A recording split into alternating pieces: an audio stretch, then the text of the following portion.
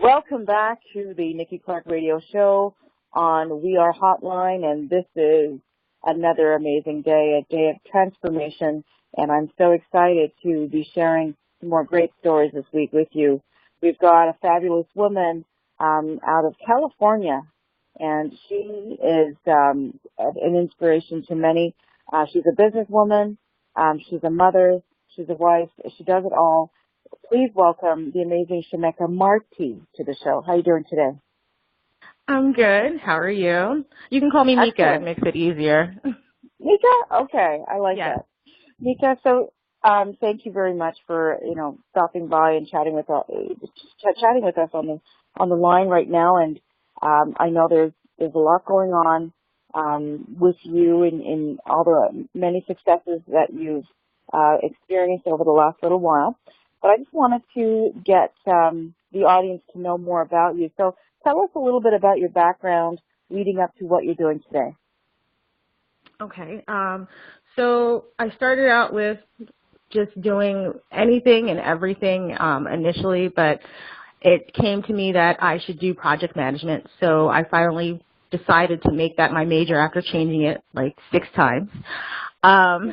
So IT project management became the way to go, especially since it allowed me to work from home. And then it was just me getting sick, and it helped me with that. So it also became with me wanting to go ahead and help people. I've always helped people since I could say I was 10 years old. So after finally getting my bachelor's degree with IT project management, I decided, I just want to help people, and I want to make sure that I can make a difference. No one's going to remember me as Shamekka Marty, the project manager. I want people and my children to remember me as someone who made a difference. And that's why right now I'm going full force with life coaching and motivational speaking. Excellent. Excellent. So tell me a little bit about when you found out that you were sick, and if you could just describe your reaction to it, and what is it that you are a warrior of?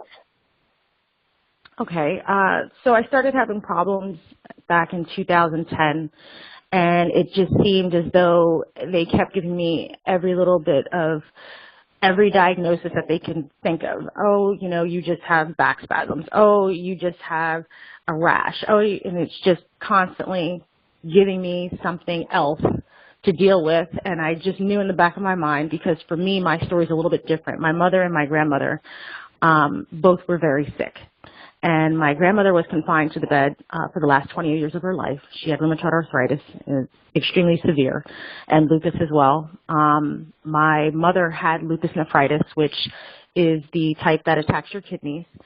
And so in the back of my mind, I kept thinking, oh, my God, when is this going to happen to me? So every year I got tested, and anytime that something happened, of course, I'd freak out and be like, look, I have lupus. And they're like, no, you don't. Why are you saying that? And I said, trust me, I don't want to say that, but I've looked it up. I know that it's hereditary. Please just test me. And going through the whole thing of trying to get the doctors to just listen and stop just giving me pills. So once it finally came about in early 2012, at first I thought I would be really, really sad. And then I said, okay, all right, for about 5 minutes, this is nothing to really just get mad over. I'm going to turn this into a blessing, because I think that me having to help take care of my mom and grandmother really set the stage for what I'm supposed to do in life. And teach me everything that they did wrong, I'm going to do right. What they didn't do, okay, they didn't eat this, they didn't do that. That just gave me a path of, you know what, this is what you should be doing, and you know exactly how to deal with it, and you need to teach others. Excellent. Wow, you're really an amazing woman. And the reason I describe you as warrior, because someone taught me something not too long ago. She said a warrior is someone who conquers. And I can hear from you that you are a conqueror. A survivor is someone who's constantly in a victim stage, and I don't hear that at all. So as a warrior, you're managing all of this, and I know you have the support of your friends and your family. Can you tell me who's in your family? Your husband, and how many children do you have? My wonderful husband, we've been together for 18 years, and he is awesome where whenever I'm sick, he is there taking care of me. And then my kids, my 3 beautiful children, Amaru, who is 19, Alejandra, 16, and Antonio, who is 9. And my mom tried to shun me from all the really bad things that happened to her. She just wanted me to focus on my grandmother. So I couldn't see until she would be on the floor or in the tub or something where it was just she collapsed. And I don't hide that from my kids. And I don't want to show them so that they have to take care of me, but for them to know, like, look, sometimes you have to say you need help and educate them so that they can educate others to the point where when my son meets people and he talks about me and they're like, oh my God, you know, I did not know that that's what happens when you have lupus. And he also meets people that have it. Oh, you should talk to my mom, you know, and they'll think that they're trying to help me, but I usually help them. But I really appreciate my family and my friends so much for just being out there to help me, because I think that everyone should be out there encouraging others. And I put all of my information out there not for pity, but to educate people and to let them know what I'm going through on a day-to-day basis and say, look, your problems are probably bad too, but look what I'm going through and look as an example. And remember, it could always be worse. And I'm still smiling every single day, every morning, even when I don't want to wake up and I don't want to get out of bed, but I got to do this for my kids. Because they are my trophies to me. That I don't need an award or anything else. As long as my kids are there and loving, I'm happy. Awesome. Now, for people who may not know too much about lupus, can you describe what it is and who it affects? Lupus affects generally mostly minorities, Black and Hispanic at the top of the list. But there are 3 different types of lupus, and I have SLE, which is systemic lupus arthritis. My mother had lupus nephritis. The one that I have attacks everything. Lupus nephritis attacks the kidneys, and then there's discoid lupus, which is of the skin. And basically, it's your immune system telling you that there's something wrong, but there isn't something wrong, so you're constantly fighting internally. You'll have the symptoms of everything. So on a bad day, I'll feel like I have the flu. It attacks your joints. It attacks your vision. And it's just basically an invisible illness. It's almost similar to MS. I've gone through chemotherapy treatments, which it's funny when I tell people that. They're like, do you have cancer? And I'm like, no. They treat lupus with chemotherapy pills and infusions because it can be very severe. And I've had almost just a multitude of things to the point where when I go to the hospital and a doctor that doesn't know me looks at my chart, will peek in and have to do a double take and look and like, I thought you were 60 years old with everything that you've gone through. And I'm like, nope, I'm right here. It's me. Right. So yes, it's very different. A lot of people do not know about it, which I'm surprised about now in this day and age. I would have figured maybe 20 years ago, but it's becoming more and more put out there as celebrities are voicing that they do have it, such as Toni Braxton, Nick Cannon, Selena Gomez. So wow. it affects anyone every day. There is, nowhere where you could say, oh, well, it only happens to this person. It happens to everyone. But I know that it affects men worse than it does for women. If a man gets it, it's a little more severe. Okay. Well, thank you for, providing that information. I actually had a teacher in college who had lupus. She taught early childhood education when I was doing the course way back in the 90s. And, she had that sunshine. We nicknamed her Sunshine because she always had that glow when she came in, and no one would know the discomfort that she was going through after classes or before classes, and she'd always come in and give her best and just, light up the room. So it's a very special quality for people just like yourself who go through chronic illness, and you have such an incredible aura of positivity, and I really applaud you. So let's talk about, how has your life been transformed? How do you stay motivated every day? I stay motivated with the fact that I have to make sure I'm out there for my kids.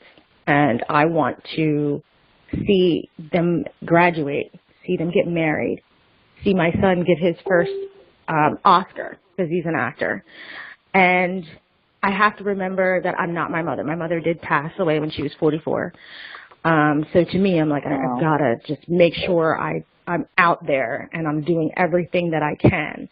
And when I try to encourage people, or at least for me, the other motivating factor is I see other people who are just going through it, other parents that have kids with cancer, and they're still out there every day, waking up and doing their thing.